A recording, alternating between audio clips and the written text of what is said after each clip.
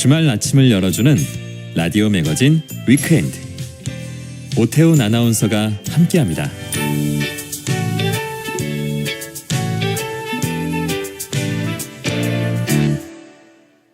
네, 일상에서 발견하는 실용 인문학 이야기를 나눠봅니다. 생활 속의 인문학 저자 이효건 작가 나오셨습니다. 어서 오세요. 네, 안녕하세요. 오늘은 어떤 이야기 해볼까요? 예, 오늘은 네. 동일성과 차이라는 주제로 이야기할까 합니다. 동일성이란 둘 이상의 사물이나 개념의 같은 성질을 말하고요. 예. 차이는 다른 성질을 말하죠. 예. 그러니까 동일성과 차이는 사물이 가진 여러 성질 중에서 어디에 먼저 주목하는가, 그러니까 같은 부분에 주목하는가 다른 부분에 주목하는가의 관점으로 구분됩니다. 예. 근데 우리는 살면서 알게 모르게 동일성과 차이의 관점으로 사람이나 사물을 분별하는 경우가 많습니다. 제가 예를 한번 들어볼게요. 예.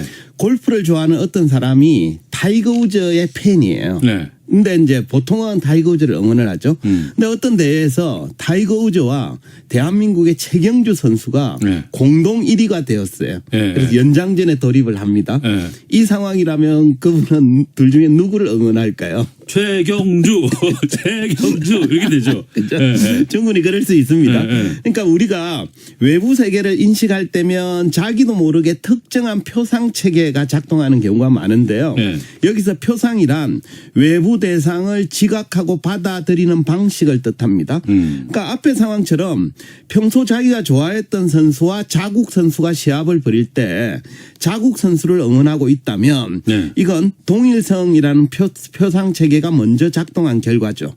나라가 그러니까 같다. 예, 예. 사람을 분별하는 여러 우리나라. 특징 중에 예. 국적이 같다라는 예. 동일성의 원리가 먼저 작동했기 때문입니다. 예, 예. 이처럼 우리는 알게 모르게 동일성의 원칙의 지배를 받는 경우가 많습니다. 예. 가령 낯선 외국을 여행할 때 한국인을 만나면 괜히 반가운 마음이 앞서죠. 네, 근데 아는 척은 안 해요. 그렇죠.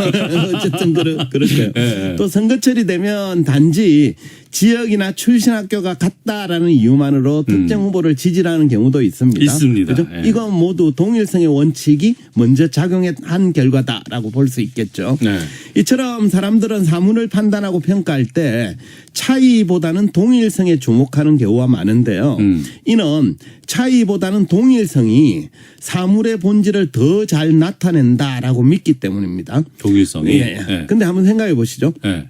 어떤 사물이나 사람의 존재를 더 잘 드러내는 건 동일성일까요? 차이일까요? 그건 차이죠. 달랐으니까 두드러지는 거 아니에요. 그렇죠. 맞습니다. 근데 이제 플라톤에서부터 해겔까지 서양 철학의 전통에서는 동일성의 원칙이 사람들의 사고를 지배하는 표상이었습니다. 그러니까 동일성을 더 중요하게 생각한 거죠. 예컨대 플라톤 철학에서 네. 영원 불변의 실제를 뜻하는 이데아라는 말이 있잖아요. 네. 이것도 실은 비슷한 유형의 여러 사물들의 동일성을 이데아라고 상정한 거에 불과하거든요. 근데 이제 동일성의 원칙이 사유 체계를 지배한 건 서양만이 아니라 동양도 마찬가지인데요. 네. 과거 중국에서는 어떤 일이 있었냐 이러면 만리장성을 쌓은 뒤에 네. 그 안쪽에 있는 사람은 전부 중화인, 문명인이라는 동일성으로 묶었고요. 네. 만리장성 바깥쪽에 있는 사람, 우리도 포함되죠, 그죠? 전부 오랑캐, 야만인이라는 동일성으로 묶어서 네. 전혀 다른 유형으로 분류했거든요. 네. 이처럼 중세나 근대까지만 해도 다양한 동일성의 원칙이 사람들의 사유나 사고를 지배하는 표상이 되었다라고 할 수 있겠습니다. 지금은 뭐 바뀌었어요? 예, 좀 바뀌었습니다. 근데 현대로 오면서는 동일성보다는 네. 차이가 주목받기 시작했습니다. 대표적인 사상가가 프랑스 철학자 질 들레저인데요. 그는 차이와 반복해서 이렇게 주장합니다. 차이는 존재하는 것의 궁극적인 단위이다. 모든 사물의 배후에는 차이가 있지만 네. 차이의 배후에는 아무것도 없다. 그러니까 들레저는 플라톤과 달리 사물의 본질은 동일성이 아니라 차이에 있다는 거죠. 그래서 모든 사물의 배후에는 동일성이 아니라 차이만 존재하고 있다라고 주장합니다. 네. 가령 우리는 매일 아침 거울을 보면서 그곳에 비친 모습을 보고 아, 쟤가 나야라고 자기를 인식을 하죠. 근데 하지만 오늘 아침에 거울 속 나의 모습은 네. 어제 본 모습하고는 완전히 동일한 것일까? 좀 예를 돋게 시간 간격을 좀 더 길게 잡아서 네. 10년 전 거울 속 모습과 지금의 모습은 동일한 것일까? 아, 달라요. 그죠? 정말 달라졌어요. 그죠? 예, 예. 그런데도 심각해. 그런데도 매번 볼 때마다 네. 동일한 자기라고 인식을 하잖아요, 그죠? 들레즈가 지적하는 부분이 바로 이 지점인데요. 우리가 동일성이라는 개념은 사물의 불변하는 본성, 시간이 지나도 변하지 않고 동일하게 이어지는 그 무언가를 뜻하거든요. 예. 영어로는 아이덴티티에 해당하는데요. 말하자면 우리 신분증에 들어있는 사진의 모습이 네. 바로 동일성에 해당합니다. 그러니까 계속 시간이 지나도 안 바뀌고 있잖아요. 그렇죠, 그죠? 그렇죠, 예. 그렇죠. 예. 반면 매일 아침마다 보는 거울 속 얼굴은 사실은 한 번도 같은 날이 없습니다. 예. 비슷해 보이긴 하지만 실은 어디가 달라도 조금씩 달라진 그렇죠, 상태거든요. 그렇죠. 예, 예. 근데 차이에 해당하는 거죠. 그죠? 들레저는 신분증 속 사진, 즉 동일성이 아니라 우리가 매일 보는 거울 속 모습, 이 차이가 진짜 우리의 본 모습이라고 본 겁니다. 그러니까 동일성이 아니라 차이가 실제를 나타내는 거다라고 본 거죠. 네. 하지만 그럼에도 사람들은 매일 거울을 보면서 차이를 인식하기보다는 동일성으로 사유하는 경우가 많습니다. 어제 걔가 그대로 있네 이렇게 생각하는 거죠. 그죠? 여기에 대해서 들레저는 이렇게 덧붙입니다. 네. 동일성은 차이와 반복이라는 심오한 작동에 의해 차이와 반복의 시각적 효과로 모의되고 산출될 뿐이다. 그러니까 우리가 매일 아침 거울을 보면서 어제와 동일한 내가 있구나라고 생각하는데 네. 이건 실제로는 차이와 반복을 동일성으로 오인한 결과라는 거죠. 그러니까 말하자면 시각적 효과이자 시뮬레이션에 불과하다는 겁니다. 그러니까 실제로는 차이가 반복되는 것처럼 보일 뿐인데 사람들은 그 상태를 동일한 것으로 오인한다라는 뜻입니다. 근데 잘 설명을 해 주셨는데요. 네네. 제가 이런 질문 좀 어떨지 모르겠는데 앞서서 뭐 세계라든가 사물을 네. 동일성으로 인정을 하는 경우가 있는가 하면 네. 차이로 인정한다고 이제 하셨잖아요. 그렇죠. 인식한다고 했죠. 그 뭐가 달라요?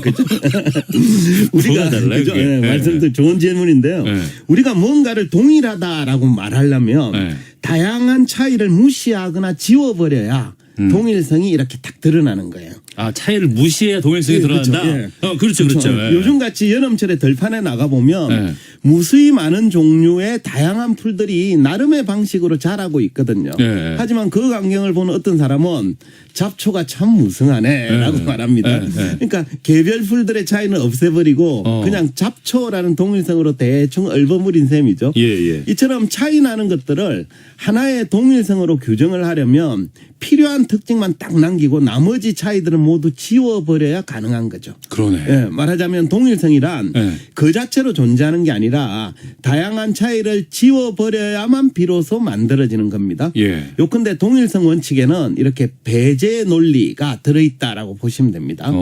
또한 우리가 세상을 동일성의 원칙으로 바라보면 네. 그 동일성의 범주에서 벗어난 상태를 그냥 정상적으로 보지 않고 문제가 있다. 부정적이다 이렇게 평가하는 경우가 많습니다. 네.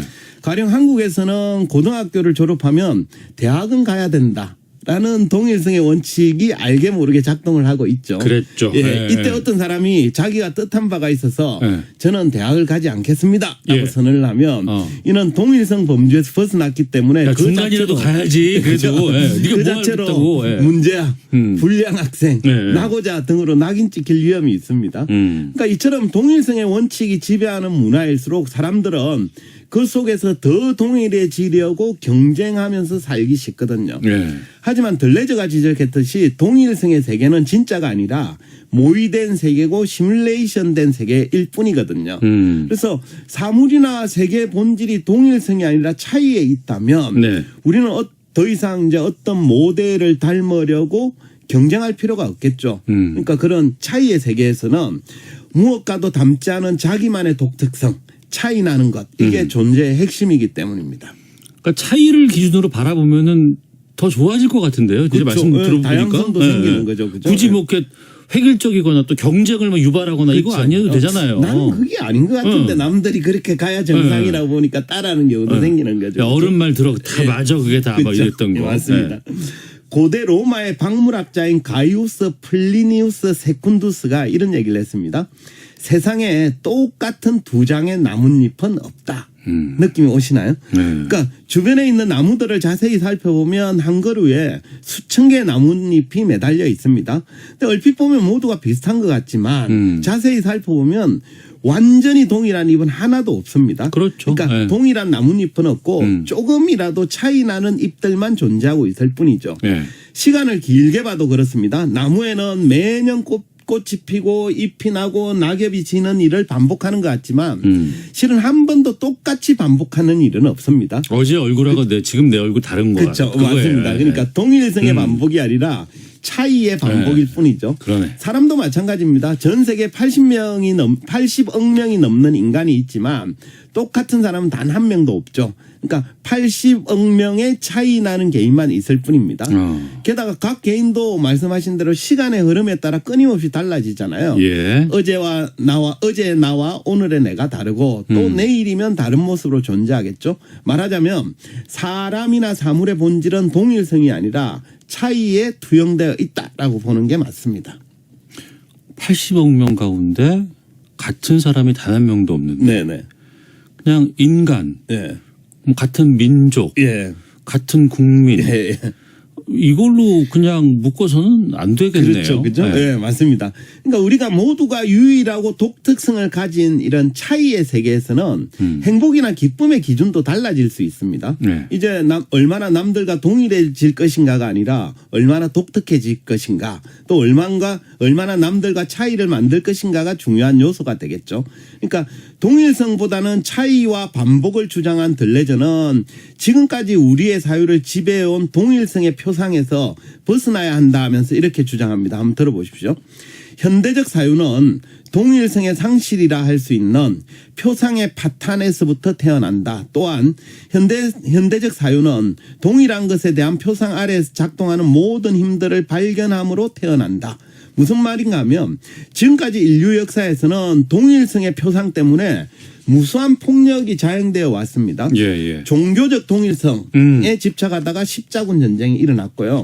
민족적 동일성에 대한 집착 때문에 나치의 홀로코스트도 발생했다고 볼 수 있죠. 예. 또 지금도 세계 곳곳에서 벌어지고 있는 전쟁이라든지 젠더 갈등, 각종 테러 등도 그 배경에는 동일성의 표상이 뿌리 깊게 자리하고 있는 경우가 많습니다. 그러네요. 예. 헤스틀레즈는 동일성 표상의 파탄이 필요하다고 본 거죠. 그래서 동일성 표상 아래에서 작동하는 모든 힘들을 발견하는 게 필요하고 그게 현대적 사유의 출발이라고 본 겁니다. 그러니까 세상이나 사물을 볼 때 동일성 원칙에서 좀 벗어나서 차이에 주목하려는 노력이 필요하다라고 본 겁니다.